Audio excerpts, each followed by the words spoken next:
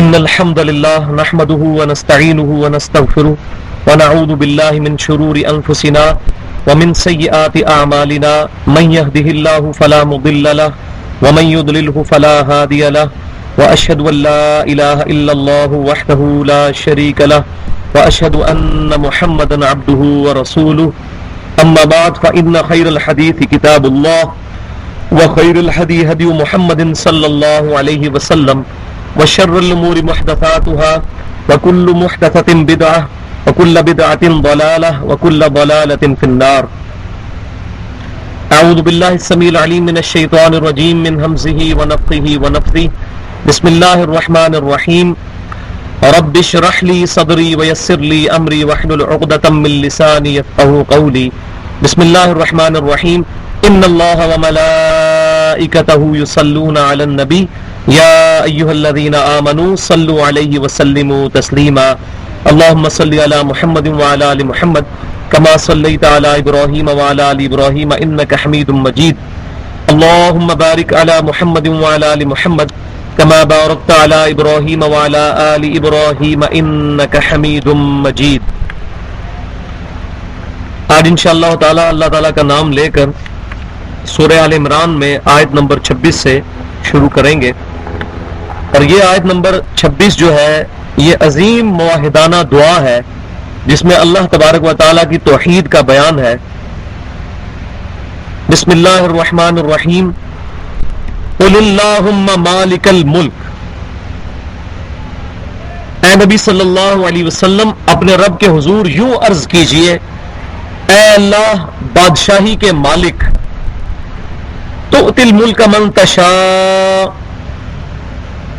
تو جسے چاہے اپنی بادشاہی اپنا ملک عطا فرمائے. وتنزع الملک ممن تشاء. اور جس سے چاہے تو اپنی بادشاہی اور ملک اس سے چھین لے. وتعز من تشاء. اور جسے چاہے تو عزت عطا فرمائے. وتذل من تشاء. اور جسے چاہے ذلیل فرما دے. بیدک الخیر. تیرے ہاتھ میں بھلائی ہی بھلائی ہے. یعنی بلٹ ان جو اللہ تبارک و تعالی نے اپنے اوپر جو چیز لازم فرمائی ہوئی ہے وہ بھلائی ہے. اگر اللہ تعالیٰ کسی کو ذلیل بھی کرتا ہے تو اس کے کرتوتوں کی وجہ سے کرتا ہے. اور اگر کسی سے عزت چھینتا ہے تو اس کے کرتوتوں کی وجہ سے. اور اگر کسی کو بادشاہی سے محروم کرتا ہے تو اس کے اپنے کرتوتوں کی وجہ سے. اسی لیے یہ اینڈ پہ کنکلوڈ ہوتے ہوئے فرمایا بیدک الخیر. تیرے ہاتھ میں تو بھلائی ہی بھلائی ہے. اللہ تبارک و تعالی ہمیشہ رحم فرمانے والا بھلائی فرمانے والا ہے. جیسا کہ قرآن پاک میں یہ مضمون کم از کم 3 مقامات پر آیا. وَكَتَبَ عَلَى نَفْسِهِ الرَّحْمَةَ. ہم نے اپنے اوپر یہ چیز لازم کر لی ہے کہ ہم ہر حال میں رحم ہی کریں گے. إِنَّكَ عَلَى كُلِّ شَيْءٍ قَدِيرٌ. بے شک تو ہر چیز پر قدرت رکھنے والا ہے. تمام چیزیں اللہ تعالیٰ کے قبضے قدرت میں ہیں, اللہ تعالیٰ کے اختیار میں ہیں. تو یہ دعا ایک عظیم موحدانہ دعا ہے جس میں نبی صلی اللہ علیہ وسلم سے دعا کروا کر امت کا عقیدہ جو ہے وہ درست کیا گیا کہ اللہ تبارک و تعالیٰ ہی تمام بادشاہی کا مالک ہے.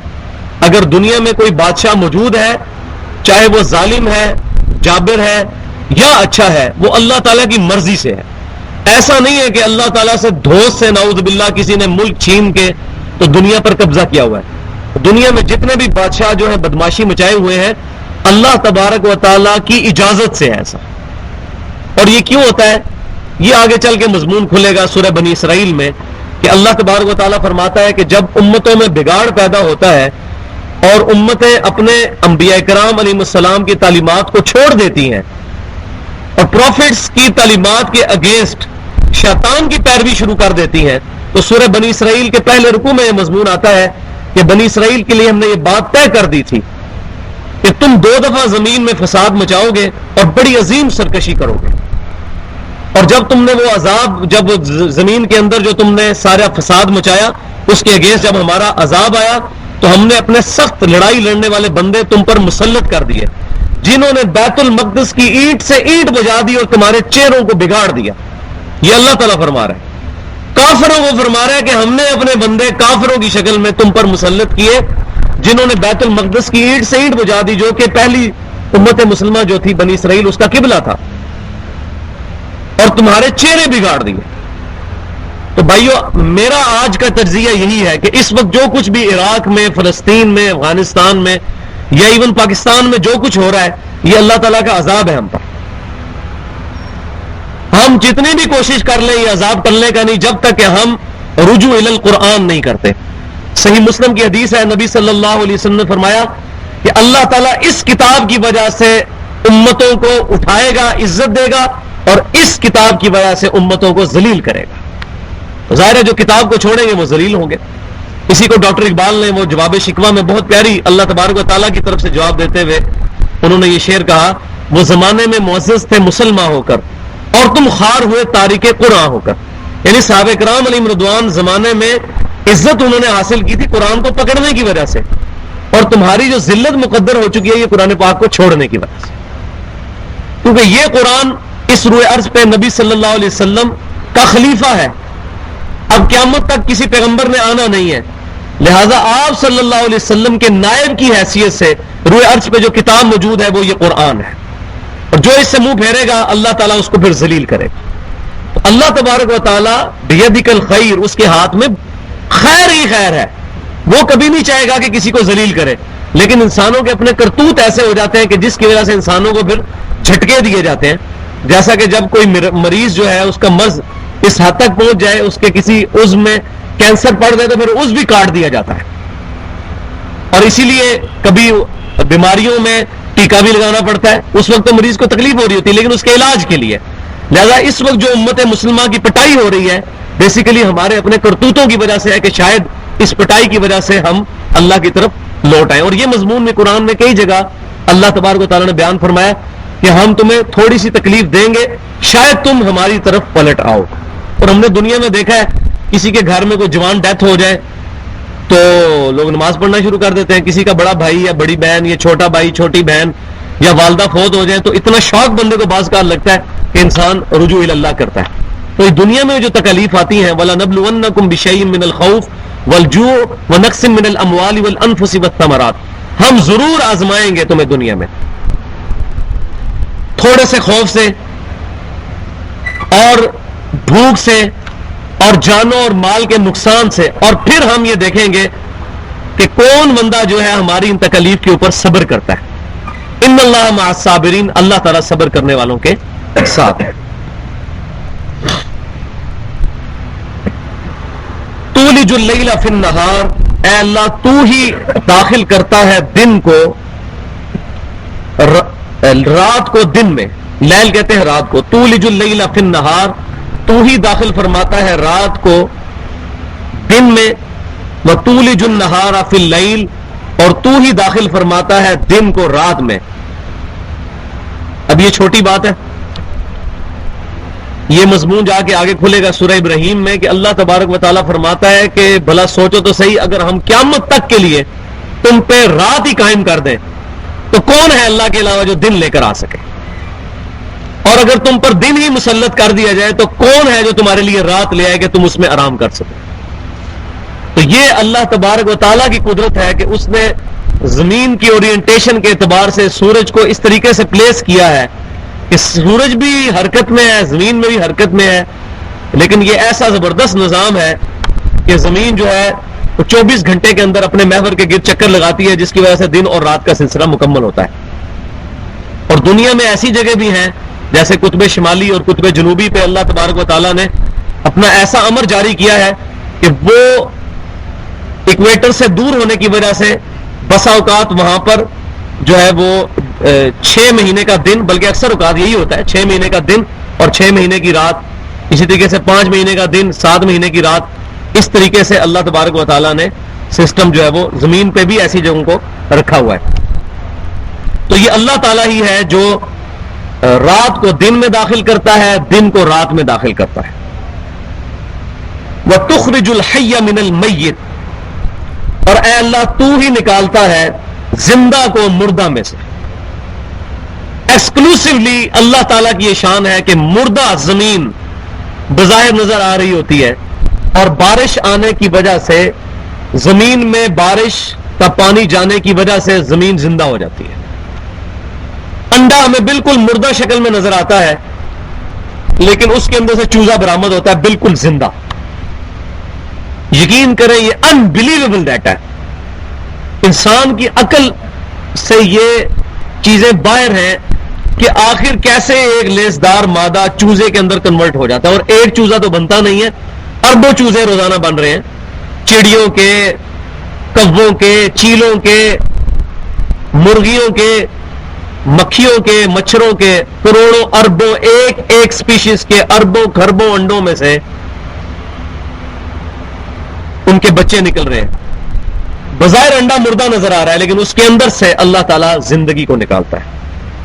وَتُخْرِجُ الْمَيِّتَ مِنَ الْحَيِّ, اور تو ہی نکالتا ہے مردے کو زندہ میں سے. انڈا دیکھنے میں مردہ نظر آ رہا ہوتا ہے لیکن نکلتا یہ زندہ چیز میں سے. مرغی زندہ ہوتی ہے, اس میں سے بظاہر یہ چیز مردہ فارم میں نکلتی ہے اور پھر اس کے ذریعے سے پھر آگے جنریشن کا سلسلہ شروع. وَتَرْزُقُ مَن تَشَاءُ بِغَيْرِ حِسَاب, اور تو ہی رزق عطا فرماتا ہے جسے چاہتا ہے بغیر حساب کے.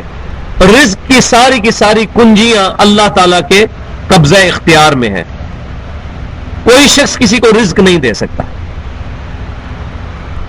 اور اگر اللہ تبارک و تعالیٰ کسی کے لیے یہ حکم فرما دے کہ وہ بغیر رزق کے زندہ رہے تو ایسا بھی ہوتا ہے.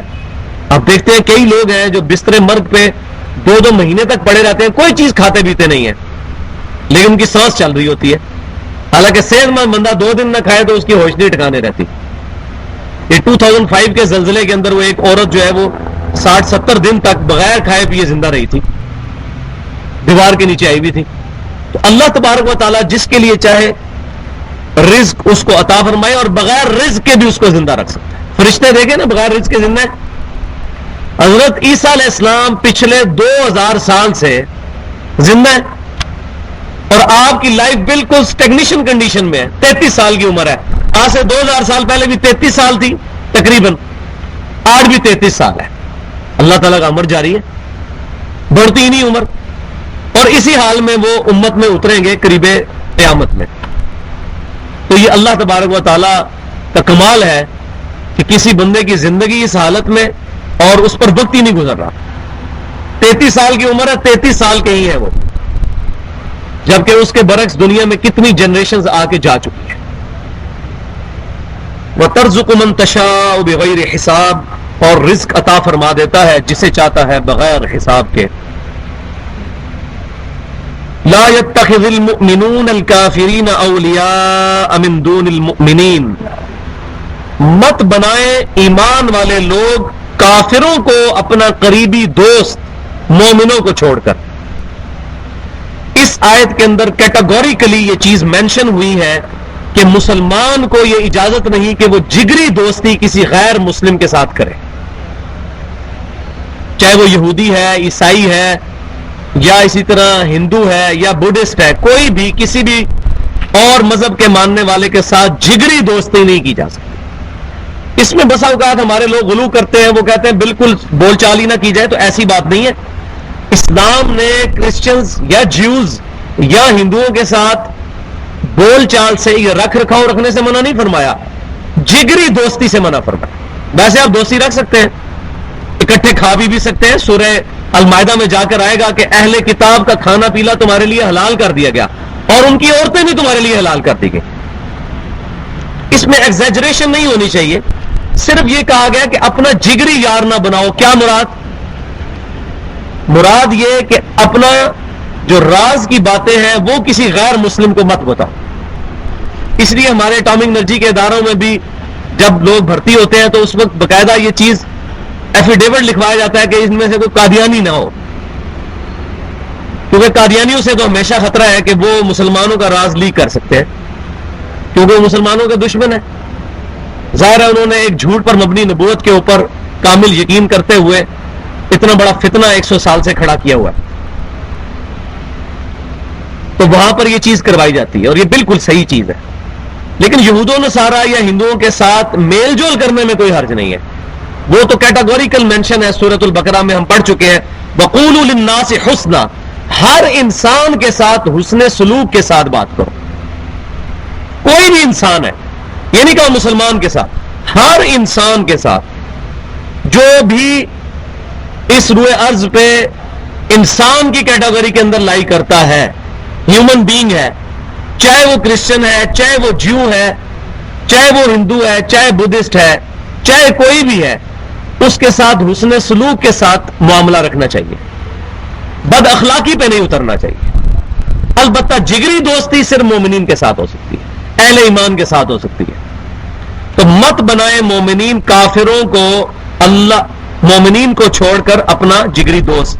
وَمَن يَفْعَلْ ذَلِكَ فَلَيْسَ مِنَ اللَّهِ فِي شَيْءٍ، تو جو کوئی بھی پھر یہ عمل کرے گا، یہ فعل کرے گا، تو اللہ کے ہاں اس کا کوئی تعلق نہیں ہوگا. اللہ تعالیٰ اس سے بری ہے جو شخص اس طرح کی حرکت کرے گا کہ غیر مسلموں کو اپنا جگری دوست بنائے، جس طرح کہ آج کے ہمارے حکمرانوں نے ان کو اپنا جگری دوست بنایا ہوا ہے اور مسلمانوں کو مار رہے ہیں اور ان کے ساتھ پکی یاریاں لگائی ہیں، اور جب اپنی پٹائی ہونی شروع ہوئی ہے اب جا کے ہوش آیا کہ ہم کیا کرتے رہے. تو کبھی بھی ہمارے جگری دوست نہیں ہو سکتے. اور یہ وکی لیکس نے تو بالکل ہی پول کھول کے رکھ دی ہے کہ کیا صورتحال ہوتی رہی، ہم لوگوں نے کن کے ساتھ اپنی، اور بڑے بڑے مولویوں کے چہرے جو ہے وہ بے نقاب ہوئے ہیں جنہوں نے امریکن سے یہ ریکویسٹ کی ہے کہ ہمیں وزیر اعظم بنایا جائے. نام لینے کی ضرورت نہیں، آپ کے سامنے ہے ساری بات. تو آپ دنیا میں اندازہ لگائیں کہ اللہ تعالیٰ نے ان کا پول کھولا ہے. ابھی آخرت میں کتنی داڑھیوں اور پگڑیوں اور کتنے کتنے مفتیوں اور کتنے کتنے بظاہر لوگوں کے بزرگ جو بنے ہوئے ہیں اور دین کے پیشوا بننے والے ہیں، ان کی مٹی پلید ہونے والی ہے. دنیا میں آپ نے دیکھ لیا کتنے مولویوں کا اللہ تعالیٰ نے پردہ اس طریقے سے کھلوا دیا. یہ کوئی پتہ نہیں ہے کہ دنیا میں کون شخص اللہ کے لیے خالصتاً کام کر رہا ہے اور کون شیطان کے لیے لگا ہوا ہے. اسی لیے کسی کی بھی کوئی بات ہے، چاہے وہ کافر ہو مسلمان ہو، کسی بھی مکتبہ فکر سے ہو، اس کی بات کو دیکھیں کہ بات ٹھیک ہے کہ نہیں، اس بندے کو چھوڑ دیں. غلام احمد قادیانی بھی اہل سنت کا بہت بڑا مناظر تھا، بعد میں گمراہ ہو گیا. تو بات دیکھیں کہ وہ بندہ بات کے ایک شخصیت ہے اس روئے ارض پہ جس کی اللہ تعالیٰ نے گارنٹی دی ہے، وہ امام کائنات سید الاولین والآخرین شفیع المذنبین رحمت للعالمین سیدنا و مولانا امام اعظم محمد رسول اللہ صلی اللہ علیہ وآلہ وسلم کی مبارک ذات ہے. ما ضل صاحبکم وما غوا، نہ تمہارے نبی کبھی بہکے ہیں اور نہ کبھی بہرا چلے ہیں. آپ صلی اللہ علیہ وسلم کے علاوہ اس روئے ارض پہ کوئی اور پرسنالٹی ایسی نہیں اس امت میں جس کے بارے میں ہم 100% شور ہو کہ اس سے غلطی نہیں ہو سکتی. اب یہ بات کہنے کو تو بڑی آسان ہے، لیکن یہی بات پوری زندگی لوگوں کو سمجھ نہیں آتی. داڑھیاں سفید ہو جاتی ہیں، بڑے بڑے مفتی ہوتے ہیں، پوری زندگی یہ بات سمجھ نہیں آتی کہ ہم نے نبی صلی اللہ علیہ وسلم کی بات ماننی ہے. اپنے بزرگوں کے پیچھے لگے ہوئے اور پھر ان کے کہتے ہیں جی ہم تو بزرگوں کے ساتھ ہیں، چاہے ہمارے بزرگ دوزخ میں جائیں ہم بھی پیچھے دوزخ میں جائیں گے. ممبروں پہ بیٹھ کے یہ باتیں کرتے ہیں. آپ ان کو لاکھ بتائیں کہ آپ کے بزرگوں نے جو لکھا ہے لا الہ الا اللہ اشرف علی تھانوی رسول اللہ، یہ غلط ہے. وہ کہتے ہیں جی آپ بزرگوں کے گستاخ ہیں. تو ہم کہتے ہیں کہ الحمدللہ اگر آپ اس کو گستاخی سمجھ رہے ہیں تو ہمیں اس گستاخی پر فخر ہے کہ ہم کم از کم اپنے نبی صلی اللہ علیہ وسلم کے دفاع میں کھڑے ہیں. کسی اور بندے کو نہ اشرف علی تھانوی رسول اللہ کہلوانے دیں گے اور نہ چشتی رسول اللہ کہلوانے دیں گے. ہم محمد رسول اللہ صلی اللہ علیہ وسلم کو مانتے ہیں، اور کوئی بھی شخص بزرگی کا دعویٰ دے کرے اور اپنے نام کے کلمے پڑھائے ہم اس کو کوئی بزرگ نہیں مانتے. بزرگ اس کو مانیں گے جو نبی صلی اللہ علیہ وسلم کی تعلیمات ہمیں بتائے گا. اس کے قدموں کی خاک ہماری آنکھوں کا سرما، اس کی جوتیاں ہم اپنے سروں پہ رکھنے کے لیے تیار ہیں. لیکن پہلے وہ بزرگی والی شکل تو اپنی بنائے، اپنے کرتوت تو بزرگی والے کرے. خالی پگڑی پہن لینے سے داڑھی رکھ لینے سے تو کوئی بزرگ نہیں بن جاتا. آپ بھی ہو جاتا ہے مجھے دیکھ کے سمجھو کہ بہت بڑا بزرگ بیٹھا ہوا ہے، مجھے پتا ہے میرے کیا کرتوت ہے. تو شکلوں پہ نہ جائیں، کسی کی بات پہ جائیں. ریفرنس دیا ہے صحیح بخاری میں لکھا ہے، دیٹس آل.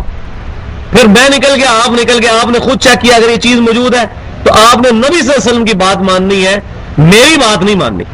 اسی لیے یہ بہت اچھی بات ہے جو ہمارے اکثر بزرگ کہتے ہیں بڑے لوگ کہ یہ نہ دیکھو بات کون کر رہا ہے، یہ دیکھو بات کیا کر رہا ہے. بات کے اوپر توجہ دیں. عالم بھی کر رہا ہے کوئی بات، اس سے حوالہ مانگیں کہ بھائی یہ تو نے بات کہاں سے کی. اور اکثر اوقات آپ کو شرمندگی اٹھانی پڑے گی کہ وہ اپنے منہ کی افواہ ہوگی، اس کا کوئی حوالہ کوئی ریفرنس موجود نہیں ہوگا. تو اللہ تعالیٰ فرما رہے ہیں ایسے لوگوں کا کوئی ذمہ نہیں ہے جو کافروں کو اپنا یار بناتے ہیں لیکن ایک استثناء، ایک ایکسیپشن دے دی، الا ان تتقوا منہم تقاہ، ہاں مگر ایک صورت میں اجازت ہے کہ تم کافروں سے جب اپنا بچا کرنا چاہو تو پھر تم چھپے طریقے سے معاملات کر سکتے ہو ان کے ساتھ۔ یہ تقاہ کا جو لفظ ہے اسی کو پھر ایگزیجریٹ کر کے اہل تشیع نے تقیہ کا عقیدہ جو ہے وہ گھڑا ہے، اور وہ بھی قرآن پاک سے پکڑتے ہیں، اور روز تو صحیح ہے اس کی موجود ہے، جہاں تک تقیہ کی بات ہے تو وہ صحیح ہے، لیکن اس کو ایگزیجریشن کی حد تک نہیں لے جانا چاہیے۔ تقیہ یہ ہے کہ جب آپ کو زندگی موت کی کشمکش ہو جائے تو یہ صحیح حدیث سے ثابت ہے، نبی صلی اللہ علیہ وسلم نے اس چیز کی اجازت دی ہے، قرآن پاک میں کئی جگہ یہ چیز مینشن ہے کہ جب تمہیں اپنی جان کا خطرہ ہو تو دل پر ایمان رکھتے ہوئے کلمہ کفر بولا جا سکتا ہے اپنی جان بچانے کے لیے، لیکن صرف جان بچانے کے لیے۔ تو کوئی کافر جو ہے وہ کھڑا ہو جائے، جیسے ایک صحابی کے بارے میں آتا ہے صحیح سند کے ساتھ کہ وہ کافر ان کے سر پہ کھڑا ہو گیا، اس نے کہا کہ تم محمد صلی اللہ علیہ وسلم کو گالی دو نہیں تو میں تمہیں قتل کر دوں گا، تو انہوں نے اپنی جان بچانے کے لیے نبی صلی اللہ علیہ وسلم کو گالی دی، اور بعد میں آ کے نبی صلی اللہ علیہ وسلم سے یہ عرض بھی کی، تو اللہ کے نبی صلی اللہ علیہ وسلم نے فرمایا کہ کوئی حرج نہیں ہے اگر تمہارا دل ایمان پر تھا۔ تو اسلام اجازت دیتا ہے اس بات کی۔ تو تقیہ اگر ضرورت پڑ جائے تو تقیہ کرنا جائز ہے، لیکن ہر وقت تقیہ کرنا، ہر وقت اپنا ایمان چھپاتے رہنا، یہ بے ایمانی ہے، یہ ایمان نہیں ہے۔ اور تقیہ کی مثال موجود ہے قرآن پاک میں بھی، اور صحیح بخاری اور مسلم میں موجود ہے۔ حضرت ابراہیم علیہ السلام کے بارے میں 3 ان کی مثالیں موجود ہیں، جن میں سے ایک مثال جو قرآن پاک میں سورۃ الانبیاء کے اندر آئی ہے کہ ابراہیم علیہ السلام نے جب سارے بتوں کو توڑ دیا تو جو سب سے بڑا بت تھا اس کی گردن کے اوپر کلہاڑا رکھ دیا، اور جب آئے وہ تو انہوں نے پوچھا کہ ہمارے بتوں کے ساتھ کس نے یہ کیا ہے؟ تو ابراہیم علیہ السلام نے کہا کہ ان کے بڑے نے کیا ہوگا، اور بڑے سے دل میں کنایا کیا اپنی طرف کہ جو ان سے زیادہ طاقت میں بڑا ہوگا اس نے کیا ہے نا، ان کو توڑ دیا ہے۔ اور ان کو یہ بات سمجھ آئی کہ بڑے بت کا یہ کہہ رہا ہے کیونکہ بڑے بت کے کنارے۔ تو اب ابراہیم علیہ السلام نے بات سچ کی، لیکن اس کو تقیہ کر کے کنائے کے ساتھ، توریے کے ساتھ بات کی، ان کو کچھ اور سمجھ آئی۔ اس طریقے سے یہ قرآن پاک میں ابراہیم علیہ السلام کا توریہ کرنا، اس کو توریہ کہتے ہیں۔ نبی صلی اللہ علیہ وسلم بھی کرتے تھے، بخاری و مسلم کی حدیث ہے، نبی صلی اللہ علیہ وسلم نے جب قتال کے لیے جانا ہوتا تھا تو آپ صلی اللہ علیہ وسلم نے اگر مشرق کی طرف جانا ہوتا تھا تو آپ فرماتے تھے ہم مغرب کی طرف جائیں گے، تاکہ کوئی جاسوس بیٹھا ہو تو اس کو بات سمجھ نہ آئے۔ تو یہ قتال کی صورت میں اور جہاد کے اندر اس طریقے سے جاسوسی کرتے ہوئے تمام چیزیں کرنا جائز ہے، لیکن اہل تشیع میں یہ مسئلہ آیا کہ انہوں نے اس مسئلے میں غلو کیا، ایگزیجریشن کر کے انہوں نے عام حالت میں بھی تقیہ کے لفظ کو یہاں تک اڈاپٹ کیا کہ انہوں نے کہا کہ سیدنا علی رضی اللہ تعالیٰ عنہ نے جو سیدنا ابوبکر اور عمر کے ہاتھ پر بیعت کی تو یہ تقیہ کیا تھا انہوں نے ڈر کے۔ الم میں کہتا ہوں یہ حضرت سیدنا علی رضی اللہ تعالیٰ کی شان میں سخت گستاخی ہے۔ سیدنا علی شیر خدا ہے، سب سے پہلے اسلام لانے والے سیدنا علی۔ جامع ترمذی میں حسن صحیح حدیث موجود ہے، زید بن ارقم کہتے ہیں سب سے پہلے سیدنا علی رضی اللہ تعالیٰ عنہ نے نبی صلی اللہ علیہ وسلم کے ہاتھ پر اسلام قبول کیا جب آپ صلی اللہ علیہ وسلم نے اسلام کی دعوت دی۔ اس کے بعد پھر حضرت ختیجہ، پھر زید بن حارث، اور پھر سفر سے واپس آئے ابوبکر صدیق رضی اللہ تعالیٰ تو انہوں نے بھی اسلام قبول کیا۔ یہ 4 بندے ہیں شروع میں اسلام قبول کرنے والے۔ اور سیدنا علی جو ہے شیر خدا ہے۔ غزوہ خیبر کے موقع پر صحیح بخاری اور مسلم کی متفق علیہ حدیث ہے، نبی صلی اللہ علیہ وسلم نے فرمایا کل میں اس شخص کے ہاتھ میں جھنڈا دوں گا جو اللہ اور اس کے رسول سے محبت کرتا ہے، اللہ اور اس کے رسول اس سے محبت کرتے ہیں۔ اور پھر سیدنا علی کے ہاتھ پر اللہ تعالیٰ نے غزوہ خیبر جو ہے وہ اس میں فتح عطا فرمائی، جو کئی دنوں سے مسلمانوں کو وہ قلعے کے اندر نہیں داخل ہو سکتے تھے۔ تو نبی صلی اللہ علیہ وسلم نے ان کو شیر خدا فرمایا۔ جو اللہ کا شیر ہو وہ کیسے تقیہ کر سکتا ہے؟ اور نبی صلی اللہ علیہ وسلم نے اگر ان کو اپنا وصی بنایا ہوتا وہ ابوبکر اور عمر رضی اللہ عنہما سے چھین کے خلافت حاصل کر لیتے، لیکن ایسا نہیں تھا۔ یہ سب جھوٹ ہے۔ سیدنا ابوبکر صدیق کے ساتھ بھی مشیر خاص رہے، سیدنا عمر کے ساتھ بھی مشیر خاص رہے، اور جب 6 رکنی کمیٹی بنی، صحیح بخاری میں آتا ہے سیدنا عمر نے بنائی اپنی وفات سے پہلے، اس میں بھی سیدنا علی شامل تھے، اور سب سے پہلے حضرت عثمان غنی رضی اللہ تعالیٰ کے ہاتھ پہ سیدنا علی نے بیعت کی۔ پھر ہم ان سے الزامی بات کرتے ہیں، پھر حضرت حسین نے کیوں نہیں تقیہ کیا؟ اگر تقیہ ہی کرنا ہوتا تو حضرت حسین نے کیوں شہادت نوش کر لی؟ ان کو بھی چاہیے تھا تقیہ کر لیتے اپنے باپ اور اپنے بڑے بھائی سیدنا حسن کی طرح۔ نعوذ باللہ، یہ سب کا سب جھوٹ ہے۔ تو سیدنا حسن رضی اللہ تعالیٰ نے سیدنا امیر معاویہ رضی اللہ تعالیٰ عنہ کے ہاتھ پر بیعت کی. اس کی پریڈکشن پہلے ہی موجود تھی صحیح بخاری میں کہ نبی صلی اللہ علیہ وسلم نے حضرت حسن کو اٹھایا ہوا تھا اپنی گود میں, چھوٹی سی عمر کے تھے, اور خطبہ دیتے ہوئے آپ نے فرمایا یہ میرا بیٹا سید ہے, اس کی وجہ سے اللہ تعالیٰ مسلمانوں کے دو گروہوں میں صلح کروائے گا. اور امام بخاری رحمۃ اللہ علیہ اس کو نبی صلی اللہ علیہ وسلم کے معجزات والے چیپٹر میں لے کے ہیں کہ حضور صلی اللہ علیہ وسلم نے 40 سال پہلے جو پیشن گوئی فرمائی تھی وہ بیان ہی اسی طرح پوری ہوئی. اور سیدنا حسن نے امیر معاویہ رضی اللہ تعالیٰ کے ہاتھ پر بیعت کر کے جو ہے وہ اپنے بھی خلافت ان کے سپرد کر دی. تو یہ کہتے ہیں تقیہ کیا. تقیہ کہاں سے؟ اگر یہ تقیہ ہے تو سیدنا حسین کو بھی تقیہ کرنا چاہیے تھا اس خبیث کے ہاتھ پہ, یزید کے, لیکن نہیں کیا. اس کا کیا مطلب ہے کہ سیدنا معاویہ رضی اللہ تعالیٰ کو وہ صحیح سمجھتے تھے اور یزید کو صحیح نہیں سمجھتے تھے, ورنہ اگر اس کو بھی صحیح سمجھتے ہوتے تو اس کو بھی پروسیڈ کرتے آگے اس طریقے سے. لہذا یہ جو تقاہ کا لفظ ہے اسی سے تقیہ کا لفظ نکالا ہے انہوں نے. تو اس کی اصل موجود ہے, آپ کو یہ آج بات سمجھ آئی کہ اصل موجود ہے, لیکن وہ سرکمسٹانسز کے اندر ہے. ہر وقت توریہ اور تقیہ کرنے کی اجازت نہیں ہے. وَيُحَذِّرُكُمُ اللَّهُ نَفْسَهُ, اور اللہ تعالیٰ اپنی ذات سے تمہیں ڈراتا ہے, اپنی ذات کے غضب سے کہ باز آ جاؤ. وَإِلَى اللَّهِ الْمَصِيرُ, اور سب سے بڑی تلوار تمہارے سر پہ یہ لٹک رہی ہے کہ تمہیں مر کے اپنے رب کے حضور جانا ہے. جب یہ کنسپٹ ہوگا تو آپ کا قبلہ صحیح رہے گا, میرا قبلہ صحیح رہے گا اس وقت تک جب میرے سر پہ یہ تلوار لٹک رہی ہو کہ وَإِلَى اللَّهِ الْمَصِيرُ, کہ مجھے مر کر اپنے رب کے حضور پیش ہونا ہے.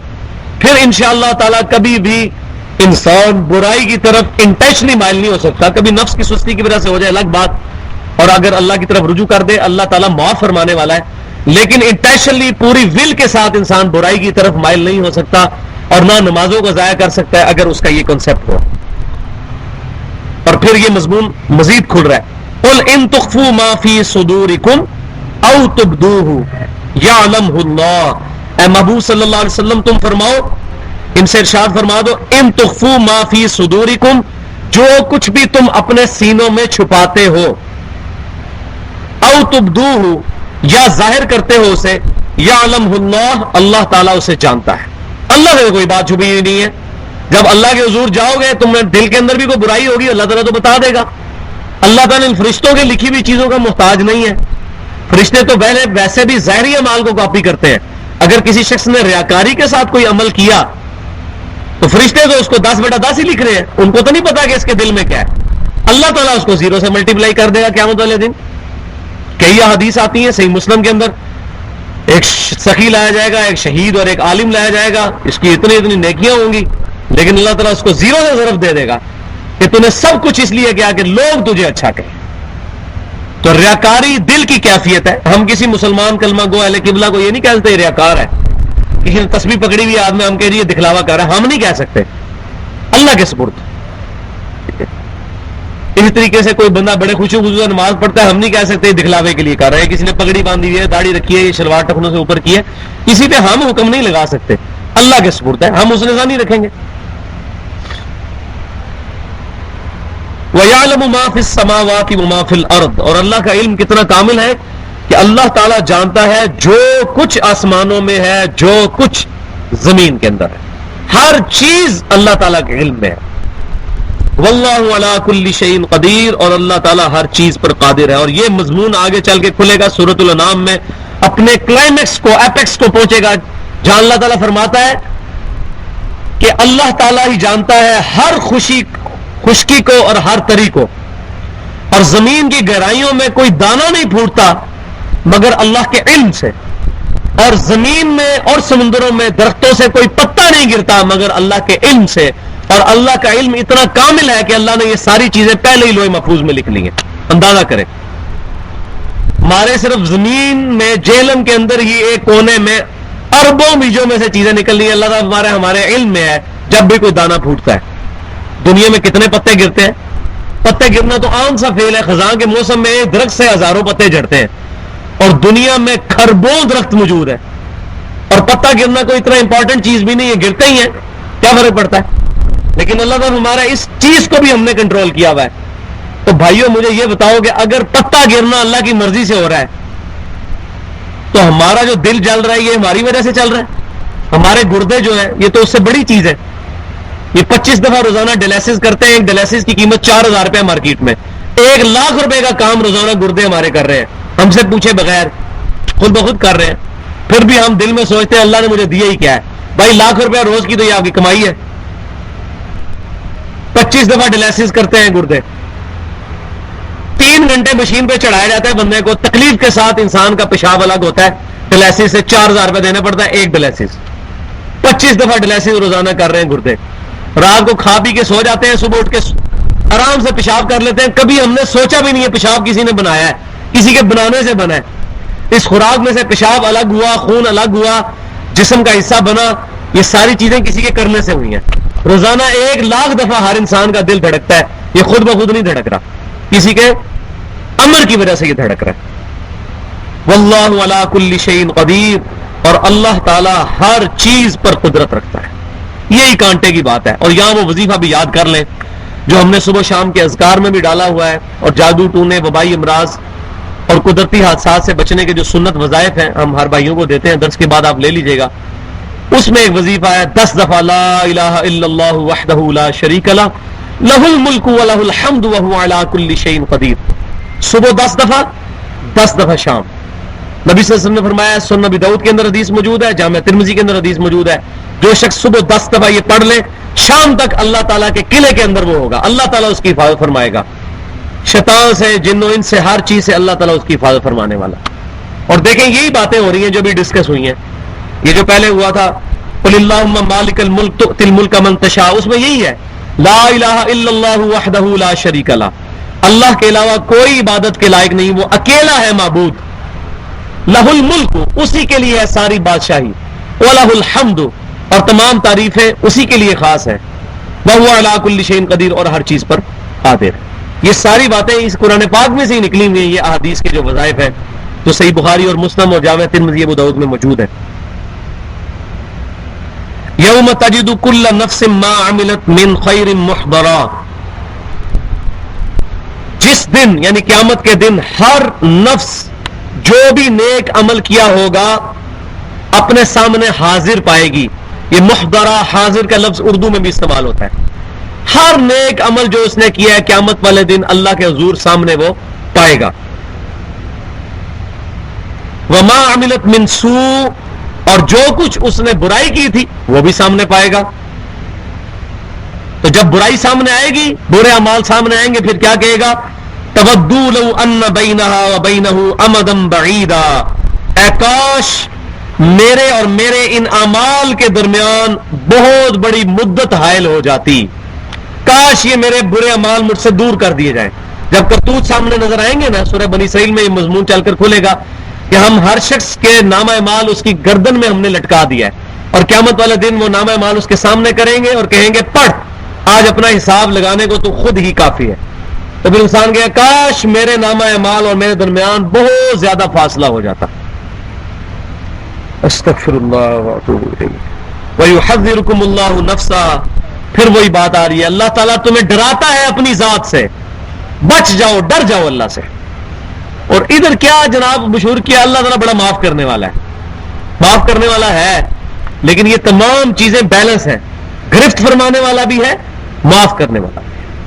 معاف اسی کو ہی کرے گا جو اللہ کی طرف رجوع لانے والا ہوگا. پھر رجوع لانے کے بعد اگر اس سے کوئی غلطی ہوئی یا کوئی کمزوری ہوئی تو اللہ تعالیٰ اپنی رحمت سے دور کرے گا. اکثر اوقات سوچتے ہیں لوگ کہ جب ہم خود نیک عمال کریں گے پھر اللہ کی رحمت کی کیا ضرورت ہے, پھر تو ویسے ہی بخشا جانا ہے. یہ دماغ میں نشان ڈالا ہے, بخشش تو ہے ہی ہے جب برے عمال کرو. تو ایسا نہیں ہے بھائی. بخاری اور مسلم کی متفق حدیث ہے, صحیح مسلم میں 8 سندیں ہیں. نبی صلی اللہ علیہ وسلم نے فرمایا کوئی شخص اللہ کی رحمت کے بغیر جنت میں داخل نہیں ہوگا. ایک صحابی نے بڑی جرت کر کے عرض کیا اللہ کے نبی صلی اللہ علیہ وسلم آپ بھی؟ آپ نے فرمایا ہاں میں بھی, جب تک اللہ کی رحمت شامل حال نہیں ہوگی جنت میں داخل نہیں ہو سکتا. تو کیا نبی صلی اللہ علیہ وسلم نعوذ باللہ گناہ کرنے والے ہیں؟ نہیں, آپ تو گناہوں سے معصوم ہیں, تب بھی اللہ کی رحمت کی ضرورت ہے. اگر آپ صلی اللہ علیہ وسلم کو ضرورت ہے تو ہمیں نمازیں پڑھ کے اللہ کی رحمت کی ضرورت نہیں ہے. تو اللہ تعالیٰ فرما رہا ہے کہ میں تمہیں ڈراتا ہوں, اللہ تمہیں ڈراتا ہے اپنی ذات سے. واللہ رؤوف بالعباد, اور اللہ تعالیٰ اپنے بندوں پر بڑا مہربان ہے. اللہ کی یہ خواہش نہیں ہے کہ وہ اپنے بندوں کے ساتھ کوئی ایسا معاملہ کرے، وہ تو رحم فرمانے والا ہے، لیکن بندے ہی خود برے کرتوت کر کے تو اپنے آپ کو اللہ کے عذاب کا مستحق کر لیتے ہیں. یہ مطلب ہے اس کا.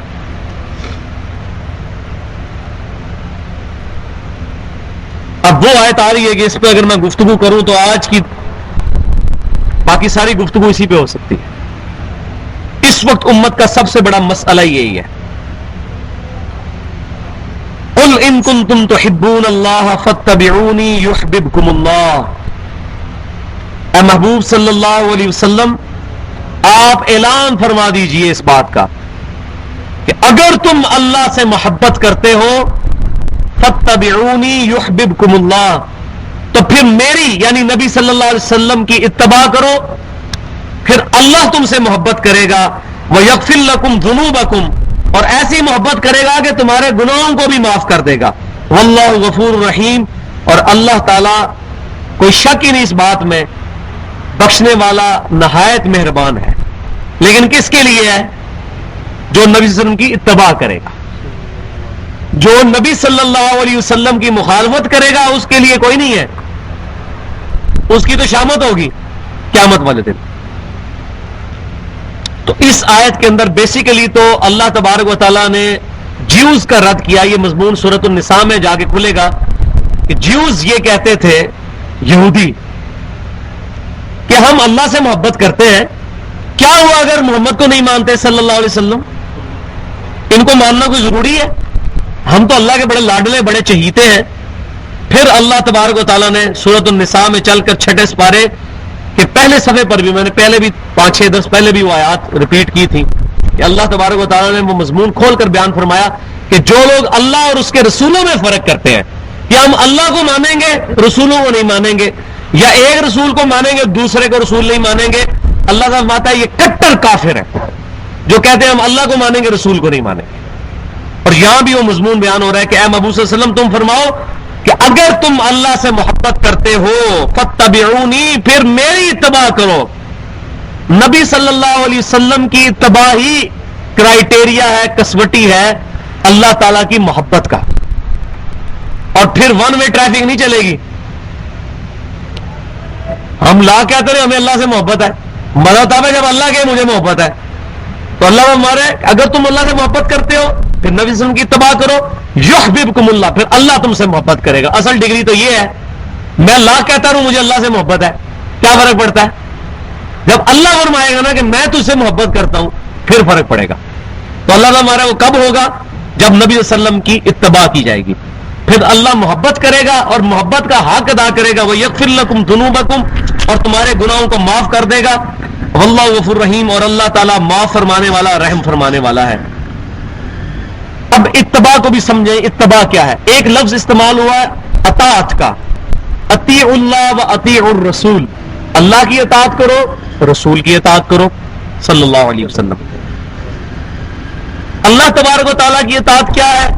وہ مضمون چل کے آگے کھلا سورۃ النساء میں، من یطع الرسول فقد اطاع اللہ، جس نے رسول اللہ صلی اللہ علیہ وسلم کی اطاعت کی اس نے اللہ کی اطاعت کی.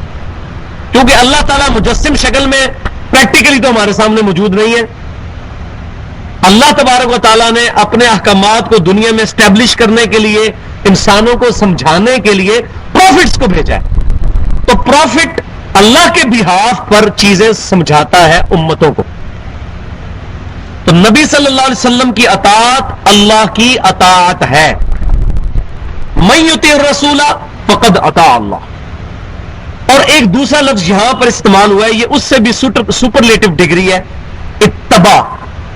اتباع کہتے ہیں ایسی اطاعت کو جو محبت سے بھرپور ہو اور بغیر حکم دیے ہوئے اس پر عمل کیا جائے. اطاعت تو فرض ہے، یہ تو بینچ مارک ہے، ڈیٹم لائن ہے. اطاعت تو ہر بندے نے کرنی ہی کرنی ہے. مثلا آپ صلی اللہ علیہ وسلم نے جو جو چیزیں حکم فرمائی ہیں ان کو ماننا تو ہر مسلمان پر فرض ہے. یہ تو ہے اطاعت، یہ تو سب سے نچلا درجہ ہے، اس کے بغیر تو مسلمان ہی نہیں ہے بندہ. جیسا کہ صحیح بخاری میں آتا ہے کہ ساری میری امت جنت میں جائے گی سوائے اس کے جس نے انکار کیا میرا.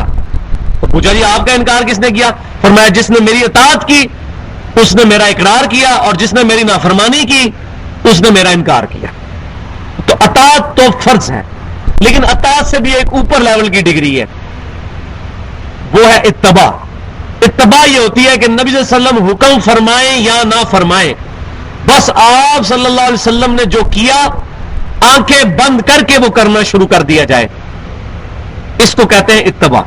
اور اس کی مثال ہے عبداللہ بن عمر رضی اللہ تعالیٰ عنہما۔ صحیح بخاری اٹھائیں، سفر حج کے دوران جب اکیلے حج پہ نکلے نبی صلی اللہ علیہ وسلم کی وفات کے بعد، تو آپ صلی اللہ علیہ وسلم نبی صلی اللہ علیہ وسلم کے بعد 63 سال زندہ رہے ہیں عبداللہ بن عمر، 74 ہجری میں فوت ہوئے ہیں، اور ہر سال حج کرتے تھے۔ اور ہر سال جب حج کے لیے جاتے تھے تو جن جن جگہوں پر نبی صلی اللہ علیہ وسلم نے مدینہ شریف سے مکہ شریف جاتے ہوئے جن جن جگہوں پر پڑاؤ کیا تھا وہاں رکتے تھے۔ جہاں آپ نے پیشاب کیا وہاں پیشاب کرتے تھے، جس درخت کے نیچے آپ ٹھہرے وہاں ٹھہرتے تھے۔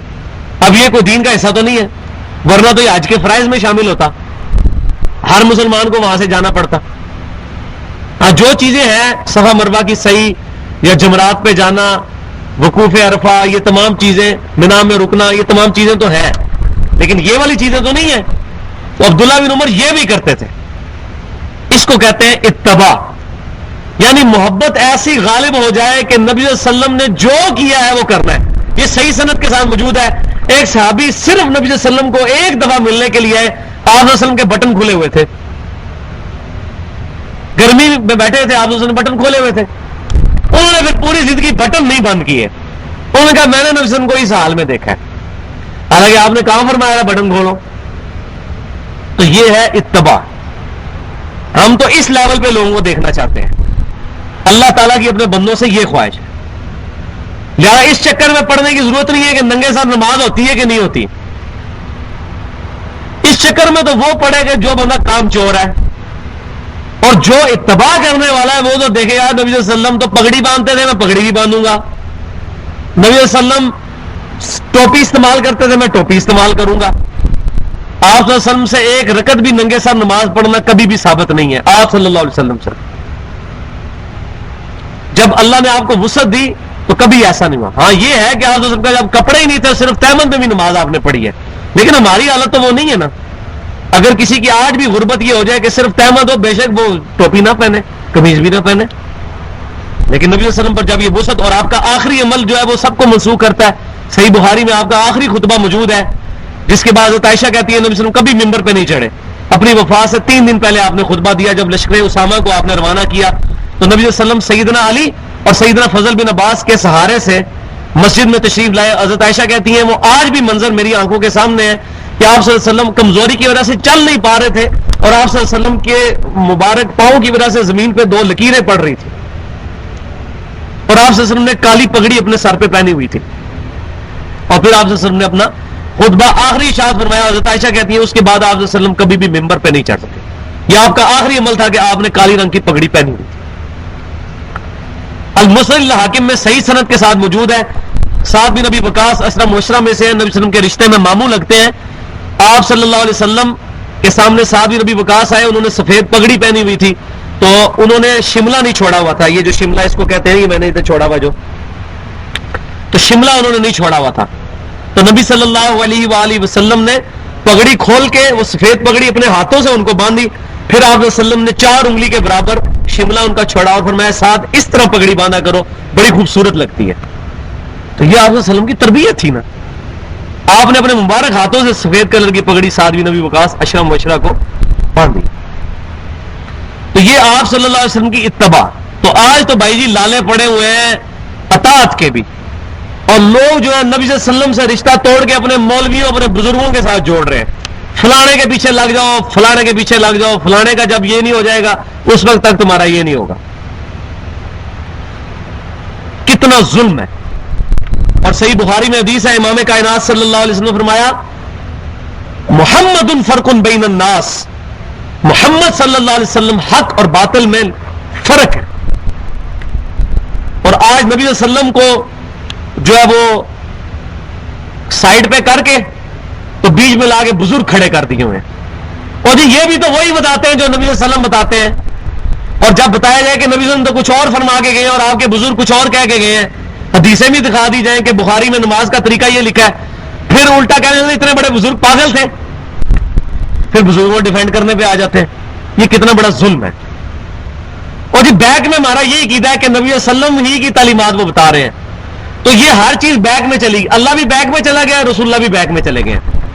آپ کسی کو کہنا آپ حضرت علی سے دعا کیوں مانگتے ہیں یا علی مدد کہہ کے, وہ کہہ رہے ہیں جی پیچھے ساڑھا ہی عقیدہ ہے کہ اللہ ہی دیتا ہے, ادھر اللہ کو پیچھے کر دیا ہوا ہے. ادھر ہم کہتے ہیں بھئی یہ فقہ حنفی کا آپ کا مسئلہ قرآن حدیث سے ٹکراتا ہے, وہ کہنے جی اسی امام حنیفہ نے کو مقلد ہے, ساڑھا پیچھے ہی عقیدہ کہ پیچھے نبی صلی اللہ علیہ وسلم ہی نے, نبی صلی اللہ علیہ وسلم بھی پیچھے, اللہ بھی پیچھے, یا آپ جناب آپ اگے آگے کھلو گے. کتنا بڑا ظلم ہے یہ, کتنا بڑا ظلم ہے. امام حنیفہ رحمۃ اللہ علیہ کا کوئی قصور نہیں ہے. آج اگر 1.75 بلین کرسچن, 2.25 ارب کرسچن حضرت عیسیٰ کو اللہ کا بیٹا کہتے ہیں, حضرت عیسیٰ کا کوئی قصور نہیں ہے, یہ ان منوسوں کا قصور ہے.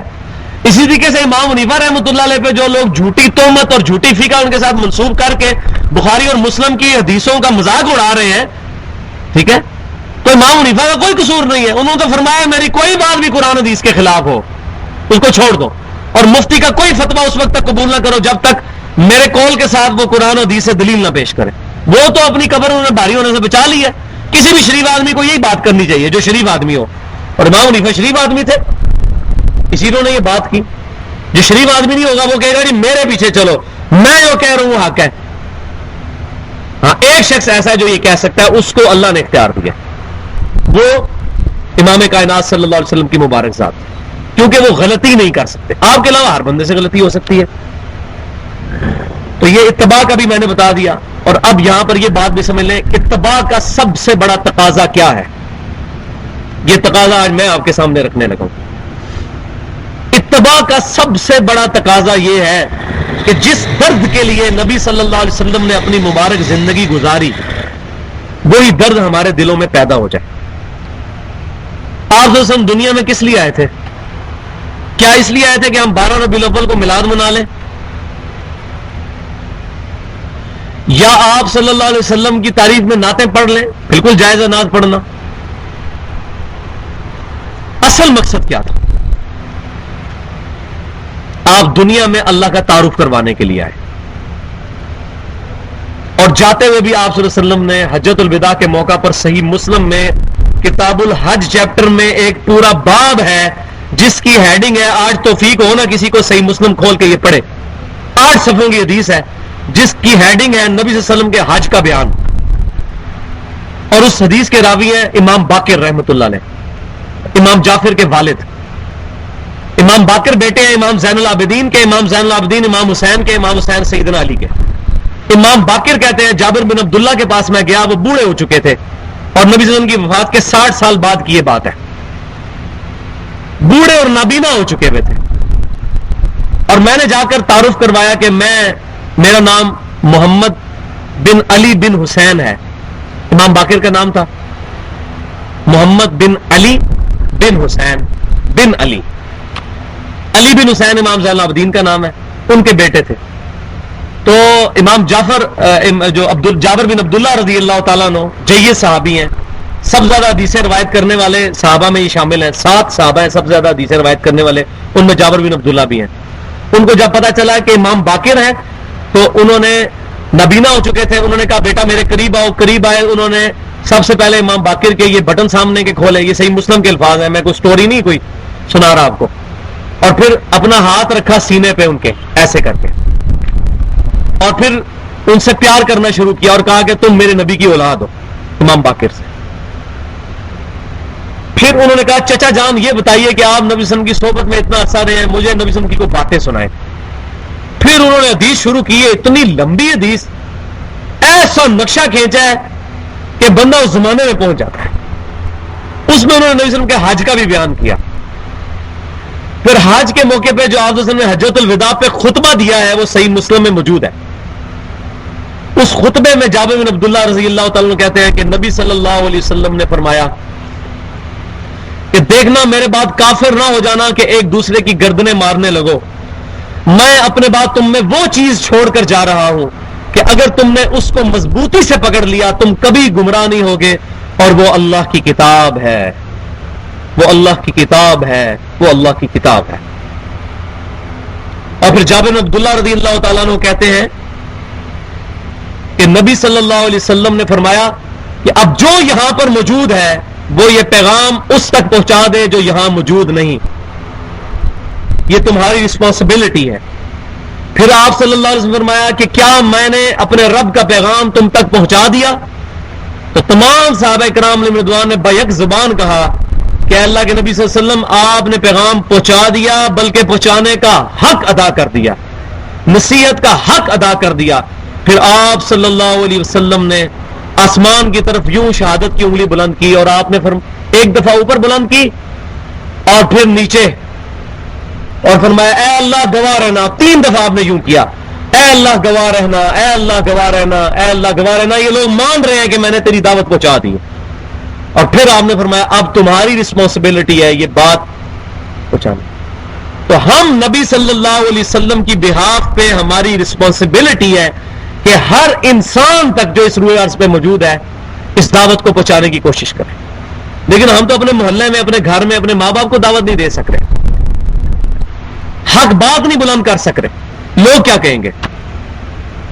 الحمدللہ ہمارے ریسرچ پیپرز ریٹن فارم میں آ چکے ہیں، کھیر پکی پکائی تیار ہے، صرف یہ کسی کو پڑھنے کے لیے دینی ہے. رسول اللہ صلی اللہ علیہ وسلم کی آخری وصیتیں، امام الانبیاء کی دعوت قرآن، اور اب 10 کمانڈمنٹس بھی چھپ کے آ چکی ہیں. تورات، انجیل اور قرآن کی تعلیمات کا مجموعہ ہے. سورہ بنی اسرائیل کی آیت نمبر 23 سے لے کے 39 تک 17 آیات میں 10 کمانڈمنٹس ہیں جو آپ کرسچنس کو بھی دے سکتے ہیں. میں ابھی کل بیٹھا تھا، کرسچن کو میں نے بٹھا کے میں نے کہا 10 کمانڈمنٹ سناؤ. اس کو زبانی یاد تھی، مسلمان کو نہیں یاد. اس نے زبانی سنا دی 10 کمانڈمنٹس. ہمیں پتہ ہی، ہمارے مولوی کو بھی نہیں پتا 10 کمانڈمنٹس ہے کیا، بلا ہے. یہ 10 احکام اشرا کیا ہے تورات، انجیل اور قرآن میں جو آئے ہیں. ہم نے ریٹن فارم میں کر دیا. اپنے ہمسایوں کو دیں، کم از کم 5 یہ کاپیاں لے کے آج اٹھیں، اپنے قریبی ہمسایوں اور دوستوں کو دیں. پھر ان کو دے کے پوچھیں کہ بھائی پڑھا ہے کہ نہیں پڑھا. اسی پہ منہج بھی لکھا ہوا ہے کہ فرقہ واریت سے بچ کر ہمیں یہ تمام کام کرنے ہیں. نبی صلی اللہ علیہ وسلم نے کہیں یہ دعوت نہیں دی حجۃ الوداع کے موقع پر کہ میرے بعد تم بریلوی ہو جانا، دیوبندی ہو جانا، وہابی ہو جانا، کچھ بھی نہیں. شیعہ ہو جانا، مسلمان، مسلم. وَلَا تَمُوتُنَّ إِلَّا وَأَنْتُمْ مُسْلِمُونَ. دیکھنا تمہیں موت نہ آئے مگر اس حال میں کہ تم اللہ تعالیٰ کے فرما بردار ہونا.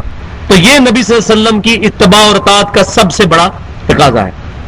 یہاں پر میں ایک وہ آیت بھی بیان کروں جس کو مس کنسیپشن کے اعتبار سے پیش کیا جاتا ہے، وہ بڑی ضروری ہے میں آج پیش کروں. یہاں پہ سورۃ النساء کی آیت نمبر 59 ہے. یا ایھا الذین آمنوا اطیعوا اللہ و اطیعوا الرسول. اے ایمان والو، اللہ کی اطاعت کرو اور رسول صلی اللہ علیہ وسلم کی اطاعت کرو. وَأُولِي الْأَمْرِ مِنْكُمْ، اور اس کی بھی کرو جو تم میں حکمران بنایا جائے.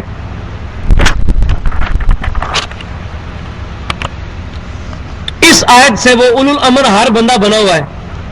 وہ کہتے ہیں جی امام حنیفہ اولو الامر ہے، کوئی کہتا ہے جی ہمارے جو فلانے بزرگ جو چشتیہ سلسلے کے یہ اولو الامر ہے، لہذا وہ اگر کلمہ پڑھوا دے لا الہ الا اللہ چشتی رسول اللہ تو پڑھ لینا چاہیے، کیونکہ اللہ نے فرمایا اللہ کی بھی اطاعت کرو، رسول کو بھی، اولو الامر کی بھی. تو یہ بات سمجھ رہے ہیں اولو الامر منکم کا کیا مطلب ہے؟ امر کہتے ہیں حکم کو. اولو الامر منکم کا مطلب ہے جو تم میں سے حکم والا ہو، یعنی جس کا حکم چلتا ہو اس کی بھی اطاعت کرو. لیکن اس کی اطاعت ایبسولوٹ نہیں ہے. اس آیت میں غور کریں. یا ایھا الذین آمنوا، اے ایمان والو، اطیعوا اللہ، اللہ کی اطاعت کرو، واطیعوا الرسول، اور رسول کی اطاعت کرو.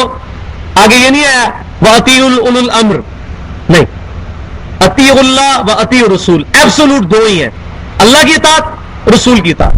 آگے واولی الامر منکم، اور اولو الامر کی بھی، لیکن اطاعت کا لفظ بھی اس کے ساتھ لگایا تاکہ فرق رہے.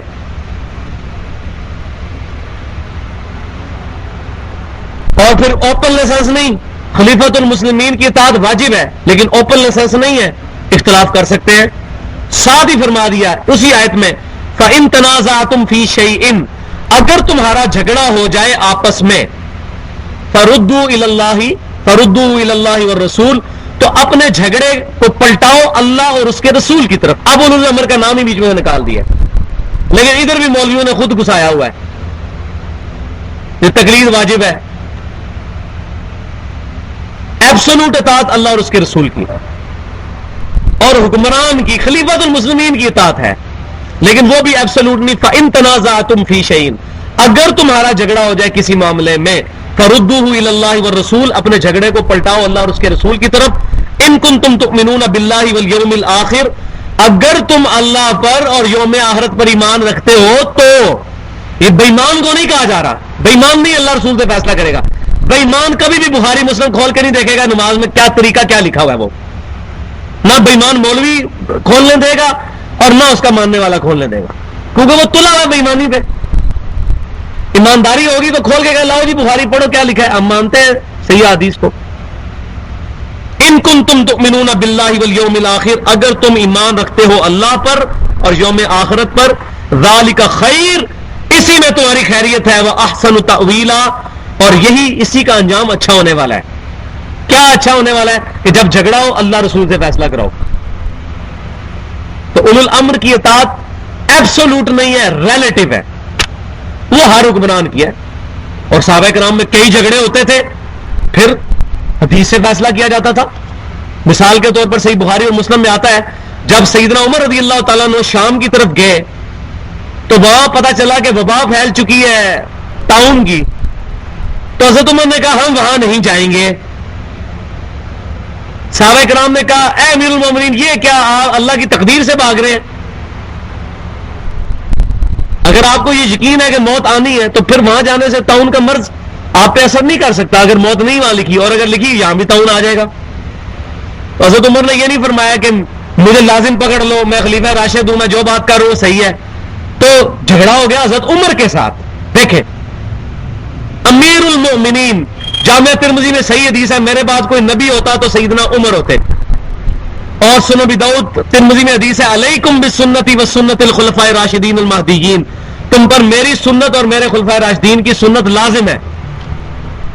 لیکن صحابہ کرام کو حدیثیں پتہ تھی، اس کے باوجود ان کو پتا تھا کہ کب سنت لازم ہے، جب خلیفہ راشد کا اجتہاد قرآن سنت کے مطابق ہو. انہوں نے کہا امیر المومنین ہم آپ کی بات اس طرح نہیں مانیں گے. پھر حضرت عمر نے میٹنگ کال کی تو بلایا گیا صحابہ کرام کو جو سینئر صحابہ تھے کہ آپ میں سے کسی کو کوئی حدیث پتہ ہے طاعون کے مرض کے بارے میں؟ تو عبد الرحمن بن عوف نے کہا اشرف مشرف میں سے کہ امیر المومنین میرے علم میں ہے کہ نبی صلی اللہ علیہ وسلم سے میں نے یہ بات خود سنی ہے کہ جب سنو کہ کہیں پر طاعون کا مرض پھیل چکا ہے تو وہاں نہ جاؤ، اور جو وہاں کے رہنے والے ہیں وہ باہر نہ نکلے. تو حضرت عمر فاروق رضی اللہ تعالیٰ کا اللہ تیرا شکر ہے کہ میرا اجتہاد حدیث کے مطابق ہو گیا، میں نے جو فیصلہ کیا تھا حدیث کے مطابق. لیکن صحابہ نے بات مانی نہیں جب تک حدیث نہیں آئی. یہی فرق ہے آج کے مسلمان میں اور صحابہ کرام علیہم رضوان میں، اسی لیے ان کی تعریف آج ہم کرتے ہیں. یہ ایک جھلک میں نے آپ کو دکھائی. صحیح بخاری اور مسلم کی متفق علیہ حدیث ہے، حضرت عثمان غنی رضی اللہ تعالیٰ عنہ نے اپنے زمانے میں حج تمتع پہ پابندی لگا دی کہ ایک ہی سفر میں تمتع یعنی جمع نہیں کیا جا سکتا عمرے اور حج کو. اور ان کی انٹینشن پیچھے یہ تھی کہ لوگ ایک ہی سفر میں آ کے عمرہ کرتے ہیں، پھر احرام کھول کے پھر تھوڑے دنوں بعد حج کرتے ہیں اور پھر چلے جاتے ہیں، پورا سال خانہ کعبہ ویران رہتا ہے. تو اگر کسی نے آنا حج کے لیے آیا، عمرے کے لیے آنا، دوبارہ سے آیا تاکہ پورا سال رونق رہے. آج والا معاملہ تو نہیں تھا نا، ایئر فلائٹس جہاں پاکستان سے ہی تقریباً 4-5 لاکھ بندہ ہر سال صرف عمرے کے لیے جاتا ہے، اس وقت یہ صورتحال نہیں تھی. تو سیدنا علی نے خط لکھا حضرت عثمان غنی امیر المومنین کو، صحیح مسلم میں خط موجود ہے، صحیح بخاری میں موجود ہے، اور کہا کہ اے امیر المومنین میں آپ کی وجہ سے نبی صلی اللہ علیہ وسلم کی سنت کو نہیں چھوڑ سکتا، میں حج تمتع ہی کروں گا. سیدنا علی نے لانے جو حق بلند کر دیا، حضرت عثمان غنی رضی اللہ تعالیٰ کو رجوع کرنا پڑا. اور اسی سے ملتا جلتا واقعہ جامعہ ترمذی میں بھی موجود ہے کہ عبداللہ بن عمر رضی اللہ تعالیٰ عنہ نے جب سیدنا عمر نے پابندی لگائی حج تمتع کے اوپر، تو عبداللہ بن عمر نے کہا، ایک شخص نے آگے کہا کہ آپ کے والد تو حج تمتع سے روکتے ہیں اور آپ کہتے ہیں حج تمتع کرو. تو حضرت عبداللہ بن عمر رضی اللہ تعالیٰ نے اس کو ڈانٹا اور فرمایا کہ کسی معاملے میں رسول اللہ کوئی بات ارشاد فرمائے اور میرے والد اس کی مخالفت کریں تو رسول اللہ کی بات مانی جائے گی یا میرے باپ عمر کی بات مانی جائے گی؟ یہ ذرا دیکھیں کتنی بدتمیزی والے الفاظ ہیں. آج لوگ کہتے ہیں یہ بدتمیزی ہے، یہ تو بزرگوں کی بات نہیں سن سکتے. جب لوگ کہتے ہیں بھی اشلی تھانوی صاحب کی بات مانی جائے گی یا صحیح بخاری کی حدیث مانی جائے گی، احمد بریلوی صاحب کی بات مانی جائے گی یا صحیح بخاری کی حدیث مانی جائے گی؟ امام ابن تیمیہ کی بات مانی جائے گی یا صحیح بخاری اور مسلم کی حدیث مانی جائے گی؟ تو سارے اپنے اپنے بزرگوں کے نام لیتے ہیں، حدیث کے لیے کوئی تیار ہی نہیں ہوتا. اور عبداللہ بن عمر کہہ رہے ہیں کہ بتاؤ کیا حضرت عمر کوئی بات کرے میرے والد اور نبی صلی اللہ علیہ وسلم کی مخالفت میں اس کی بات ہو تو میرے والد کی بات مانی جائے گی یا رسول اللہ علیہ وسلم کی؟ تو انہوں نے کہا جی رسول اللہ کی بات مانی جائے گی. تو ابن عمر نے فرمایا کہ میرے باپ کو بتا دو کہ میں نے حج تمتع کا ہی احرام باندھا ہے، چلو وہ جس سے منع کر رہے ہیں نا میں وہی کر رہا ہوں، کیونکہ میں نے نبی صلی اللہ علیہ وسلم کی سنت کو نہیں چھوڑ سکتا. حضرت عمر نے رجوع فرمایا اس معاملے میں. تو صحابہ کرام علیہم رضوان کا اجماع اسی لیے ہمارے لیے حجت ہے کہ صحابہ کرام کبھی کوئی ڈیسیژن کرتے تھے تو کنسنسس کے ساتھ کرتے تھے، اور جب اختلاف ہوتا تھا فوراً پھر ڈیسیژن کے بعد ایک چیز یونانیمسلی ایگریڈ ہو جاتی تھی. اسی لیے اجماع حجت ہے، انڈیویجول کسی کی رائے حجت نہیں ہے، اجماع حجت ہے. انڈیویجول کسی صحابی کی رائے بھی حجت نہیں ہے جب تک کہ کسی اور صحابی کے ساتھ وہ میچ نہ کھا جائے. اگر ٹکرا رہی ہو زیادہ صحابہ کرام جو بات کہیں گے جس پہ اجماع ہوگا وہ بات مانی جائے گی. جیسے صحیح بخاری میں موجود ہے عبداللہ بن مسعود رضی اللہ تعالیٰ عنہ قل اعوذ برب الفلق اور قل اعوذ برب الناس کو قرآن کا حصہ نہیں مانتے تھے، وہ کہتے تھے یہ دعائیں ہیں، جبکہ باقی سارے صحابہ کہتے تھے یہ قرآن کا حصہ ہے. تو اب ابن مسعود کی یہ بات نہیں مانی جائے گی رضی اللہ تعالیٰ عنہ، کیونکہ ان کی انڈیویجول کی رائے ہے. اسی لیے آپ نے فرمایا کہ میری امت کبھی گمراہی پہ جمع نہیں ہوگی. صحابہ کا اجماع حجت ہے. جیسا کہ نبی صلی اللہ علیہ وسلم کی خواہش کی وجہ سے حضرت عمر فاروق رضی اللہ تعالیٰ عنہ نے اپنے مبارک دور میں، اگرچہ نبی صلی اللہ علیہ وسلم نے 3 دن تراویح پڑھی تھی لیکن آپ کی خواہش تھی کہ پورا مہینہ پڑھی جائے، لیکن فرض ہونے کے ڈر سے آپ نے نہیں پڑھی، خواہش تھی. تو حضرت عمر نے کہا کہ میں نبی صلی اللہ علیہ وسلم کی خواہش پوری کروں گا پورا مہینہ رمضان تراویح جماعت کے ساتھ. تو سارے صحابہ نے اس پہ اجماع کیا، لہذا تراویح اب پوری امت پڑھتی ہے کیونکہ صحابہ کا اجماع ہے. اور حضرت عمر نے کوئی مخالفت نہیں کی نبی صلی اللہ علیہ وسلم کی، کیونکہ نبی صلی اللہ علیہ وسلم کی بھی خواہش تھی لیکن آپ کو یہ ڈر تھا کہ فرض نہ ہو جائے. تو حضرت عمر نے کہا کہ اب نبی صلی اللہ علیہ وسلم دنیا سے تشریف لے جا چکے، اب کوئی وحی نازل نہیں ہوگی، لہٰذا اگر نبی صلی اللہ علیہ وسلم کی اس سنت کو، آپ کی خواہش کو پورا کیا جائے تو کیا ہی بہتر ہوگا کہ پورا مہینہ رمضان میں تراویح جماعت کے ساتھ ادا کی جائے. تو میں نے یہ تمام چیزیں اس آیت پہ کلیئر کی کیونکہ ہمارا یہ سارے کا سارا مسئلہ ہی اصل میں اس آیت پہ کھڑا ہوا ہے. ہم جو دعوت لے کے اٹھے ہیں، ہم اپنے نبی صلی اللہ علیہ وسلم کے مجاہد بن کے آپ صلی اللہ علیہ وسلم کی دفاع میں کھڑے ہوئے ہیں. کسی بھی شخص کو، چاہے وہ پہلی صدی کا ہو، دوسری کا ہو، تیسری کا ہو، چوتھی کا، 5ویں کا، 7ویں کا، 8ویں کا، 9ویں، 10ویں، 11ویں، 12ویں، 13ویں یا 14ویں صدی کا، کسی مولوی کو ہم یہ اجازت نہیں دیں گے کہ وہ نبی صلی اللہ علیہ وسلم کے مقابلے پہ آگے کھڑا ہو جائے. ہاں اگر اس کی بات قرآن سنت اجماع کے مطابق ہوگی، سر آنکھوں پر اس کے قدموں کی خاک ہماری آنکھوں کا سرما. لیکن اگر وہ نبی صلی اللہ علیہ وسلم کی مخالفت کرے گا تو پھر ہمارے لیے یہی آیت ہے، قل ان کنتم تحبون اللہ فاتبعونی، اے محبوب صلی اللہ علیہ وسلم ان سے فرماؤ اگر اللہ سے محبت کرتے ہو تو پھر رسول اللہ کی اتباع کرو، یحببکم اللہ، پھر اللہ تم سے محبت کرے گا، ویغفر لکم ذنوبکم، پھر تمہارے گناہوں کو بھی معاف فرما دے گا، بے شک وہ گناہ معاف کرنے والا ہے. اللہ تعالیٰ سے دعا ہے جو کچھ میں نے بیان کیا اس میں جو حق بات ہے ہمارے دلوں میں راسخ فرمائے، جو غلط بات میرے منہ سے نکلی ہمیں اور ہمارے دلوں سے، ہمارے ذہن سے محف کر دے. محفل سے اٹھنے کی دعا ہے، سبحانک اللہم و بحمدک، اشہد ان لا الہ الا انت، استغفرک و اتوب الیک، وما علینا الا البلاغ المبین.